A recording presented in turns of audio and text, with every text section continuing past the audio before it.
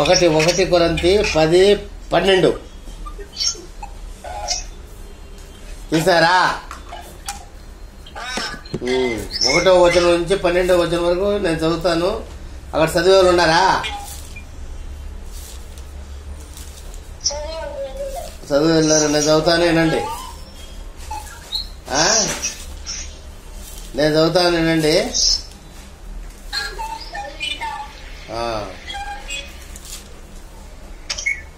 సహోదరులారా, అందరు తీసారా?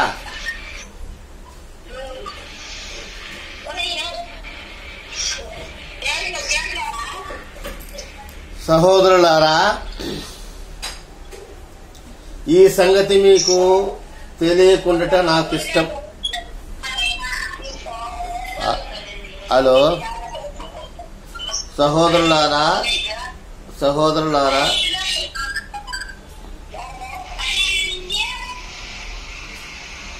సహోదరుల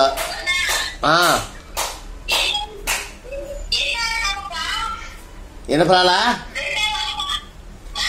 1 కొరింథీ 10:12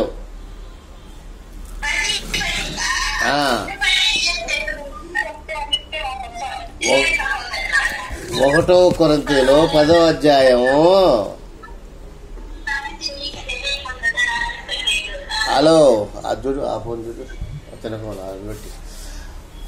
1వ అధ్యాయం 10వ అధ్యాయంలో 1 నుంచి చదువుతాను నేను. 10 నుంచి 10వ అధ్యాయం కదా, 1 నుంచి 12 వరకు చదువుతా. సహోదరులారా, ఈ సంగతి మీకు తెలియకుండా నాకు ఇష్టం లేదు. అదేదనగా మన పితరులందరూ మేఘము కింద ఉండేది, వారందరూ సముద్రములో నడిచిపోయేది. అందరూ మోషేను బట్టి మేఘములోను సముద్రములోను బాప్తిసం పొందిరి. అందరూ ఆత్మ సంబంధమైన ఒకే ఆహారం భుజించిరి. అందరూ ఆత్మ సంబంధమైన ఒకే పానము చేసిరి. ఏలైనగా తమను వెంబడించిన ఆత్మ సంబంధమైన బండలోనిది త్రాగిరి. ఆ బండ క్రీస్తే. అయితే వారిలో ఎక్కువ మంది దేవునికి ఇష్టలుగా ఉండకపోయినగా అరణ్యములో సంహరించురి. వాడు ఆశించిన ప్రకారము మనము చెడ్డవాటిని ఆశించుకున్నట్లు ఈ సంగతులు మనకు దృష్టాంతములుగా ఉన్నవి. జనులు తినుటకును త్రాగుటను కూర్చుండది, ఆడుటకు లేచిరి అని వ్రాయబడినట్లు వారిలో కొందరి వలె మీరు విగ్రహారాధకులై ఉండకుడి, మరియు వారి వలె మనము విభజింపులుగా ఉందము. వాళ్ళే కొందరు విభజించిన ఒక్క విధమునే 3,000 మంది కూలిరి. మనం ప్రభువు శోధింపక ఉందము. వాళ్ళు కొందరు శోధించి సర్పముల వలన నశించిరి. మీరు సరుగుకుడిరి, వారిలో కొందరికి సరిగి సంహారకుడి చేత నశించిరి.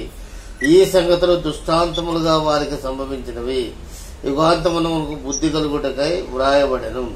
తాను నిలుచుచున్నానని తలంచుకున్నవాడు పడకుండా ఉండనట్లు జాగ్రత్తగా చూసుకొనవలెను. అర్థమైందా? తాను నిలుచుచున్నానని తలంచుకున్నవాడు పడకుండానట్లు జాగ్రత్తగా చూసుకొనవలెను.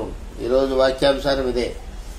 తాను నిలబడినట్లు తాను నిలుచుచున్నానని తలంచుకున్నవాడు పడకుండానట్లుగా జాగ్రత్తగా చూసుకోవాలను. సాధారణంగా మనుషులకు కలగబో శోధన తప్ప మరి ఏదియూ మీకు సంభవింపలేదు. దేవుడు నమ్మదగినవాడు. మీరు సహింపదగినంత కంటే ఎక్కువగా ఆయన మిమ్మల్ని శోధింపనీయడు.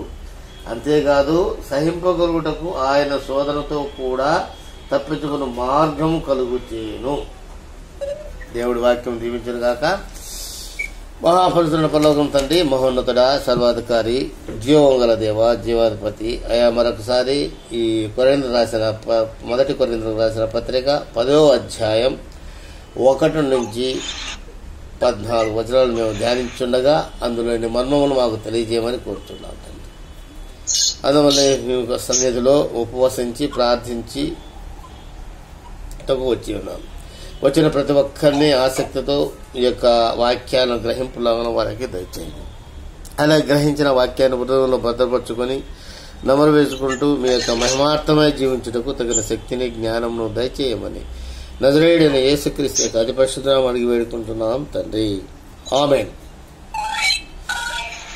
ఇప్పుడు 12వ వచనం ఒకసారి చదవండి. 12వ వచనం, తాను నిలుచుచున్నానని తలంచుకున్నవాడు పడకుండునట్లు జాగ్రత్తగా చూసుకొనవలెను. ఇది విశ్వాసంలో మాత్రమే. విశ్వాసులు ఏమనుకుంటున్నా అంటే ఈ లోకంలో నాకేముందిలే, నేను బాప్తిజం తీసుకున్నాలే, నేనే తప్పు చేసినా చెల్తాదిలే, నాకు ఫుల్ లైసెన్స్ దొరికిందిలే, నేను చనిపోయినా కానీ ఎక్కడ పోతాను, దేవుని దగ్గరికే పోతానులే అనే ఒక గొప్ప భ్రమతో ఈ విశ్వాసులంతా జీవిస్తున్నారు లోకంలో. ఈ విశ్వాసులంతా జీవిస్తున్నారన్నమాట. కాబట్టి అటువంటి వారికి మనం పితరుల గురించి ఆలోచించినప్పుడు చూసినట్లయితే మన పితరులు ఏమేమి చేశారంట? మన పితరులు వారందరూ సముద్రంలో నడిచిపోయినారా? ఎర్ర సముద్రంలో నడిచిపోయినారా? దేవుని యొక్క మహాకృప వలన నడిచిపోయినారు. ఇంకేం చేశారు? అందరూ మోషేను బట్టి మేఘంలోనూ సముద్రంలో బాప్తిసం పొందినారు. మేఘంతోనూ బాప్తిసం పొందినారు, మేఘాలతో సముద్రంలో బాప్తిసం పొందినారు. అందరూ ఆత్మ సంబంధమైన ఒకే ఆహారం ఉంటుంది. మన్నాను అందరికీ ఒకే విధమైన ఆహారము భుజింపజేసేసాడు. ఇంకేం చేశాడు? అయితే పానం చేశారు. అందరూ ఆత్మ సంబంధం ఒకే పానం పోసి ఒకటే పానీయం తిన్నారు. ఏలనగా తమను వెంబడించిన ఆత్మ సంబంధమైన బండలోని త్రాగిరి, ఆ బండ క్రీస్తు అన్న బండలో మనం నిలబడి ఉన్నాము. ఏ బండలో నిలబడి ఉన్నాం? క్రీస్తు అనే బండలో మనం నిలబడి ఉన్నాము. ఈ నిలబడి ఉన్నాం అనుకుని పడకన్నా జాగ్రత్తగా ఉండమంటున్నాడు. పడకన్నా అంటే సాధారణ క్రియలకు లోబడకుండా జాగ్రత్తగా ఉండండి అంటున్నారు. ఎవరు చెప్తున్నాడు? విశ్వాసులకే చెప్తున్నాడు, అవిశ్వాసులు కాదు. అవిశ్వాసుల విషయం వేరే. అవిశ్వాసులకు ఒక తీర్పు ఉంది. ఆ తీర్పులో వాళ్ళు దేవుడు ఏ తీర్పులు తెస్తారో ఆ తీర్పు ప్రకారం వాళ్ళు వెళ్ళిపోతారు. దాని విషయం కాదు. మనము విశ్వసించిన వారము, ప్రభువైన యేసుక్రీస్తును అంగీకరించిన వారము ఆ బండ మీద చక్కగా నిలబడి ఉన్నామా లేదా? ఆ బండ మీద నుంచి పడకుండా జాగ్రత్త పడుతున్నామా లేదా? ఎందుకంటే దేవుడు ఎటువంటి వాడంట? సాధారణముగా మనుషులకు కలుగుబోవు శోధన తప్ప మరి ఏదియూ మీకు సంభవింపలేదు. దేవుడు నమ్మదగినవాడు. మీరు సహింపగలిగినది కంటే ఎక్కువగా ఆయన మిమ్మల్ని శోధనలోనికి రానియడు. అంతేకాదు, సహించగలటకు ఆయన శోధన కూడా తప్పించుకుని మార్గం కలుగు చేయవాడు. కాబట్టి పిల్లారా, విగ్రహారాధనకు దూరముగా పారిపోయి బుద్ధిమంతులతో మాట్లాడినట్లు మీతో మాట్లాడుతున్నాను. నేను చెప్పు సంగతి మీరే ఆలోచించండి. మనం దీవించు ఆశీర్వచనము పాత్రలోనిది త్రాగుట క్రీస్తు రక్తములో పాలు పుచ్చుకున్నట్టుగే కదా. మనం విరుచు రొట్టె తినట క్రీస్తు శరీరంలో పాలు పుచ్చుకున్నట్టే కదా. మనమందరము ఈ ఒక్కటే రొట్టెలో పాలు పుచ్చుకుంటున్నాము. రొట్టె యొక్క కనుక అనేకులు మనం ఒక్క శరీరమై ఉన్నాము. శరీరము ప్రకారమే ఇశ్రాయేలు చూడుడి. బలి అర్పించిన వాటి తినవారు బలిపీఠంలో పాలువారు కారా? ఇక నేను చెప్పినదేమి విగ్రహాత్మితమును ఏమైనా ఉన్నదైనా, విగ్రహంలో ఏమైనా ఉన్నదైనా చెప్పదనా? లేదు గాని అన్య జనులు అర్పించు బలులు దేవునికి కాదు, దయ్యాలకే అర్పించుతున్నారని చెప్తున్నాను. మీరు దయ్యములతో పాలివారు అవటం నాకు ఇష్టం లేదు. మీరు ప్రభువు పాత్రలోని దయ్యముల పాత్రలోని కూడా త్రాగనేరరు. ప్రభు బల్ల మీద ఉన్న దానిలో, దయ్యముల బల్ల మీద ఉన్న దానిలో కూడా పాలు పొందనేరరు. ప్రభువులకు రోషము పుట్టించదమా? ఆయన కంటే మనం బలవంతులమా? చూసారా ఎంత స్పష్టంగా ఈ యొక్క కొరింథీయులకు రాసిన పత్రికలో 10వ అధ్యాయం మొత్తం చూసినట్లయితే మనం ఎలా ఉండాలా అనే విషయాన్ని క్లియర్గా చేశాడు. దేవుడు నమ్మదగిన వాడంట. మన దేవుడు ఎవరు? నమ్మదగినవాడంట. మనకు మామూలుగా సాధారణంగా మనుషులకు ఏ శోధనలు వస్తాయో అంతకాడికి ఎక్కువ మనం శోధించడంట. శోధించినా కానీ ఆ శోధన నుంచి తప్పించుకునేదానికి మనకు మార్గాన్ని కూడా చూపిస్తాడంట. కానీ అలాంటప్పుడు కూడా కొంతమంది బైబిల్ గ్రంథంలో చూసినట్లయితే చాలామంది పడిపోయినారు. ఎవరెవరు పడిపోయినారో ఒక లిస్టు చూస్తాం. మొట్టమొదటిగా మన మహాజ్ఞాని అయిన సొలొమోన్ పడిపోయినాడు. మహాజ్ఞాని సొలొమోన్ వచ్చేసి మహాజ్ఞాని. కానీ ఆయన ఏం చేసినాడు? ఇష్టం వచ్చినట్టు పెళ్ళిళ్ళు చేసుకున్నాడు. ఇష్టం వచ్చినట్టు పెళ్లి చేసుకొని ఏం చేశాడమ్మా? మహాజ్ఞాని అయిన సొలొమోను భార్యల వలన పతనమైపోయినాడు. విశ్వాసే, మంచి జ్ఞానే, దేవుని భక్తుడే, దేవునికి మందిరం కట్టించినోడే. అయినా కానీ ఈ భార్యల వల్ల ఏమైనాడు? పతనమైపోయినాడు. మనం ఏ స్థితిలో ఉన్నామో చూడండి.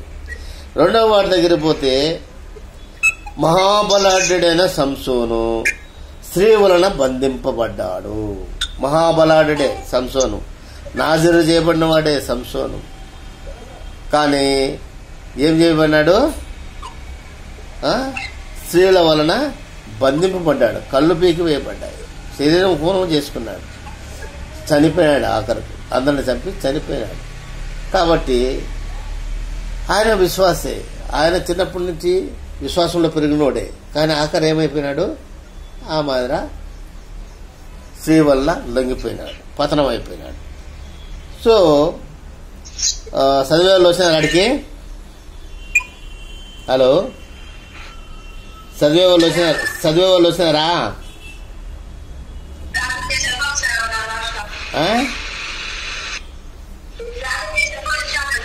వచ్చినవా? అయితే చదువు. మొదటి రాజుల గ్రంథం 11వ అధ్యాయం 3-4 చదువు. మొదటి రాజుల గ్రంథం 11వ అధ్యాయం 3-4.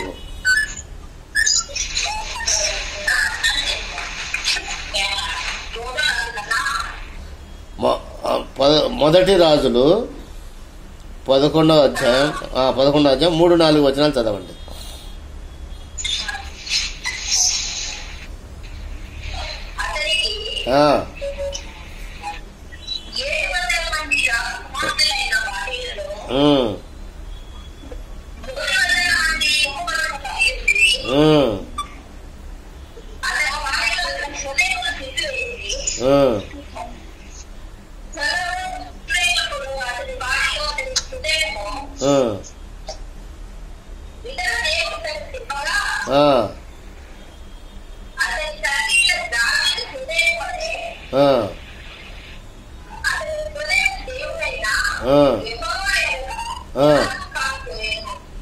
చాలు.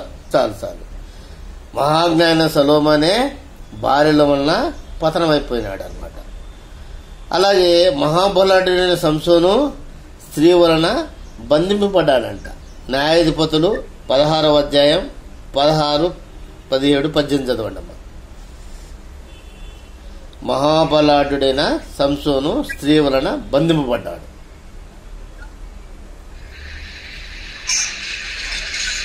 న్యాయాధిపతులు చదువు. న్యాయాధిపతులు 16వ అధ్యాయం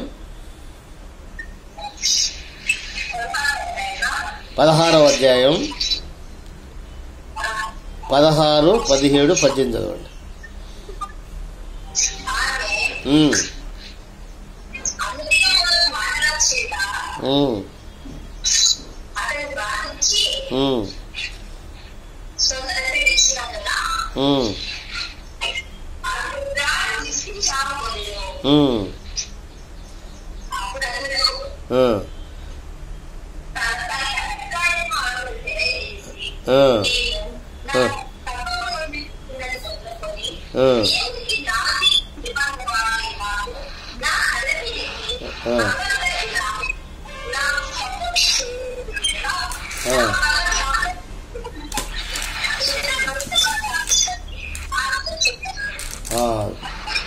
ఏం చేసింది ఇక్కడ?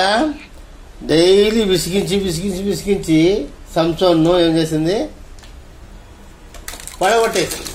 అసలు రహస్యం చెప్పనిస్తాను. ఏమైంది ఇప్పుడు? దేవుడు ఆ సంసోన్ను వదిలేశాడు. అందువల్ల ఏం చేశాడు? పతనం అయిపోయినాడు. ఎవరి వల్ల? స్త్రీ వల్ల. మహాబలాఢ్యుడైన సంసోను స్త్రీ వల్ల ఏమైపోయినాడు? పతనమైపోయినాడు. కాబట్టి మన విషయంలో కూడా ఇక్కడ కొరింథీయులకు రాసిన పత్రికలు ఏమంటున్నాడు? 12వ వచనం చదవమా. 1 కొరింథీ 10వ అధ్యాయం 12వ వచనం.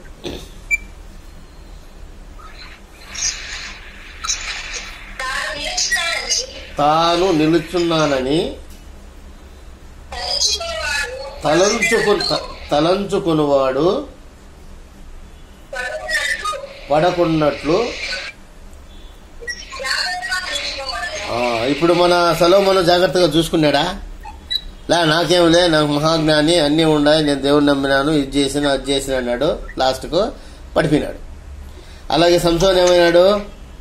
నాకేముందిలే, నాకు దేవుడు తోడుగా ఉండాలి, అన్నీ ఉండాలి, నాకు బలం ఉండాలి, ఇది ఉందిలే అది ఉన్నాడు. అక్కడ ఆయన పడిపోయినాడు. ఇంకొకడు పడిపోయినాడు చూడు, ఎవరైనా? మహారాజు అయిన దావీదు స్త్రీతో పాపం చేసి సొంత వారితో యుద్ధము చేశాడు. 2వ సామ్యాలు 11వ అధ్యాయం 1-4.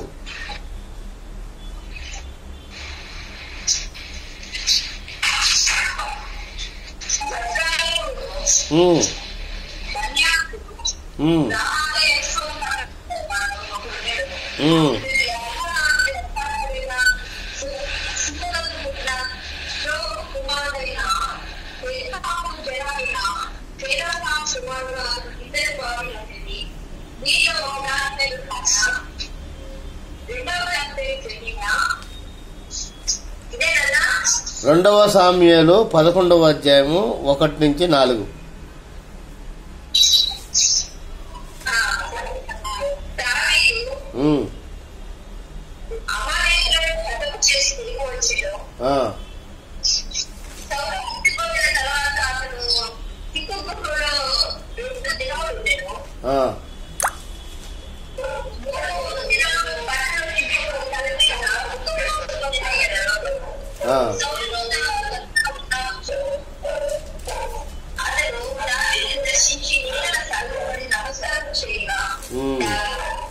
నేను చదువుతాను. నేను వసంతకాలమున రాజులు యుద్ధమునకు బయలుదేరు సమయమున దావీదు యాబాబును అతని వారి ఇశ్రాయేల్ అందరినీ పంపగా వారు అమ్మోనీయులను సంహరింపదించిరి, రబ్బా పట్టణం ముట్టడి వేసిరి.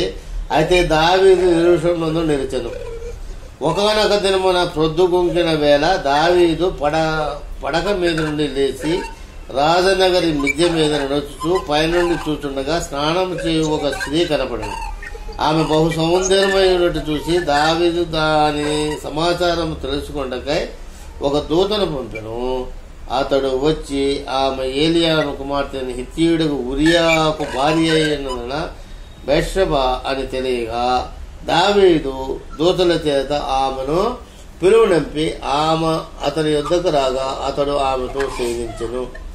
కలిగిన అపవిత్రతను పోగొట్టుకుని ఆమె తన ఇంటికి మరలా వచ్చెను. ఆ స్త్రీ గర్భవతి అయి నేను గర్భవతి దావీదుకు వర్తమానం పంపగా దావీదు హిత్తీయుడకు ఉరియాకు నా ఎదుగు పంపమని దూత ద్వారా యోవాబు ఆజ్ఞాపించెను. ఉరియా దావీదు నొద్దకు రాగా దావీదు యోవాబును యోగక్షేమములు యుద్ధ సమాచారాలు అడిగాను. తర్వాత దావీదు ఇంటికి పోయి శ్రమ తీర్చుకోనమని ఉరియాకు చదివేగా ఉరియా రాజనగరంలో బయలువెళ్ళాను. అతని వెనుక రాజు పలాహారం అతని వద్దకు పంపిన గాని ఉరియా తన ఇంటికి వెళ్ళక తన ఏలిన వారి సేవకులతో కూడా రాత్రి గడిపే నగరి ద్వారానే పండుకొనెను. ఉరియా తన ఇంటికి పోలేదన్న మాట దావీదుకు విన్నప్పుడు దావీదు ఉరియాను పిలిపించి నువ్వు ప్రయాణం చేసి వచ్చింది కదా, ఇంటికి వెళ్ళకపోతే అన్నాడుగా. ఉరియా మనమందరం ఇశ్రాయేల్ వారము యూదా వారం గుడారంలో నివసించుండగాను నా అధిపతి యోబాబు ఏలిన వాడు నీ సేవకులు బయట దండులో ఉండగా భోజనపానం చేయుటకు నా భార్య యొద్దకు పొరుటకు నేను ఇంటికి పోదునా? నీ తోడు నీ ప్రాణం తోడు నేను అలాగ చేయవాడు కానని దావీదుతో అనెను. దావీదు నేడు నీ ఇక్కడ పనులు లేవు, రేపు నీకు సెలవెత్తిన ఉరియాతో అనగా ఉరియా వాడు మరునాడు కూడా వేషంలో నిలిచాను. అంతలో దావీదు అతని భోజనము పిలిపించెను. అతడు బావుగా తిని త్రాగిన తర్వాత దావీదు అతని మొత్తుగా చేసి సాయంత్రం అతడు బయలు వెళ్లి తన ఇంటికి పోగా తన ఏలిన వాని సేవకుల మధ్య పడక మీద పండుకునేను. ఉదయమున దావీదు ఎదుగు మోపుగా దొరికిపోతుండగా ఉరియాను మొదలుపెట్టిన కొద్ది అతముగినట్లు నీవు అతని యుద్ధకు వెళ్ళమని పోయాను. యోవాబు చేత ఉత్తరం పంపించాడు కాబట్టి తన వాడిని చంపేదానికి యుద్ధం చేశాడు. ఎవరి వల్ల? బెత్షెబా వల్ల. అంటే దావీదు కూడా ఏమైనాడు ఇక్కడ? మహారాజు అయిన దావీదు కూడా స్త్రీతో పాపము చేసి సొంత వారితో యుద్ధం, వాళ్ళనే చంపించినాడు. కాబట్టి దావీదు మంచి భక్తుడే, యథార్థవంతుడే. అయినప్పటికీ ఏమైంది? పడిపోయినాడు. అలా పడిపోకుండా మనము ఈరోజు పరీక్షించుకున్నట్టుకే ఈరోజు యొక్క ఉపవాస ప్రార్థన. ఇంకొక వ్యక్తి ఎలా పడిపోయినాడో చూద్దాం. మహానాయకుడైన మోషే కోపంతో కొట్టి కనాను ప్రదేశంలో కోల్పోయాడు. కనాను పోకనానే కోల్పోయినాడు అన్నమాట. మోషే మంచి కమాండరే, మంచి గొప్ప నాయకుడే. అయినప్పటికీ దేవుడు చెప్పిన మాట కన్నా ఏం చేశాడు? ఆయన బండతో మాట్లాడమంటే మండ తీసుకొని కొట్టాడు. అయిపోయి ఈ చిన్న విషయాల్లో పడిపోతాం మనం. ఇది గమనించుకోవాలి.